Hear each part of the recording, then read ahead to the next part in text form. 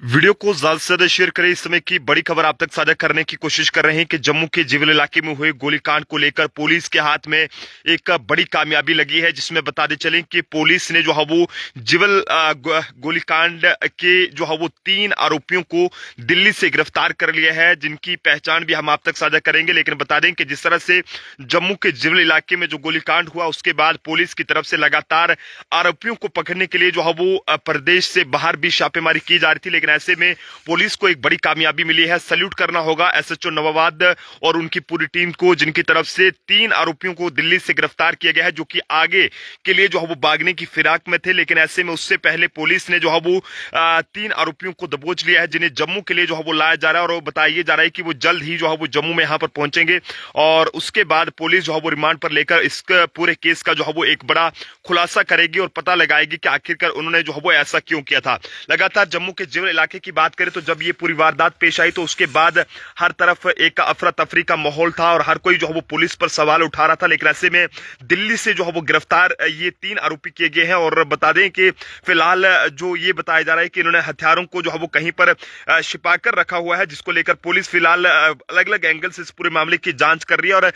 काफी बारीकी से पुलिस की तरफ से इस पूरे मामले को लेकर जो है वो अलग अलग जगहों पर छापेमारी की जा रही थी, ताकि आरोपियों की जो धरपकड़ है वो की जा सके और लोगों का जो पुलिस के प्रति भरोसा है वो जो है बरकरार रहे। फिलहाल बताया जा रहा है कि गिरफ्तार किए गए, दिल्ली से गिरफ्तार किए गए जिवल कांड के आरोपियों की जो पहचान है वो हर्ष और साथ साथ जो अरुण बताई जा रही है, और तीसरे की पहचान जो है वो अभय प्रताप सिंह उर्फ मुई बताई जा रही है, जो कि इसमें एक जो है वो एक शूटर भी शामिल है। फिलहाल पुलिस लगभग इस पूरे मामले को जो है वो सुलझा चुकी है, क्योंकि पुलिस लगातार लोकेशन को भी ट्रेस करने में लगी हुई थी और ये भी पता लगा रही थी कि आखिरकार इन लोगों की किन किन लोगों से जो है बातचीत हुई है और किन कौन कौन लोग जो है वो इनके साथ कांटेक्ट में थे। हालांकि कई सारे लोगों से पुलिस ने जो है वो गिरफ्तार करके उनसे पूछताछ भी की थी और उसमें कई सारे जो खुलासे हुए थे, जिसमें एक मेडिकल डिपार्टमेंट में तैनात एक मुलाजिम का भी नाम उसमें सामने आया था, मिथुन का, जिसके खाते में विदेश से पैसे ट्रांसफर हुए थे और उसके बाद उन पैसों की जो है वो एक काले रंग की जो है वो कार भी खरीदी गई थी। हालांकि बताया जा रहा है कि हत्या के बाद पुलिस की तरफ से लगातार कई सारे जो सस्पेक्ट हैं उन्हें पकड़ा गया था। और खौफ गैंग की बात करें तो उन्होंने भी इसकी जो है वो इंस्टाग्राम पर इसकी जो है वो जिम्मेदारी ली थी। लेकिन अब पुलिस उस इंस्टाग्राम के हैंडल को भी उसका डाटा भी जो है वो कंसर्निंग जो ये कहें कि एजेंसी है उससे मांगा है उन्होंने, ताकि पता चल सके कि आखिरकार ये खौफ गैंग का जो ग्रुप है इसे जो है वो कौन चला रहा है। लेकिन पुलिस को पहले ही दिन हमला करने वाले आरोपियों की जो है पहचान हो गई थी और वह फिलहाल जो है वो अलग अलग जगहों पर छापेमारी की जा रही थी। लेकिन फिर भी पुलिस,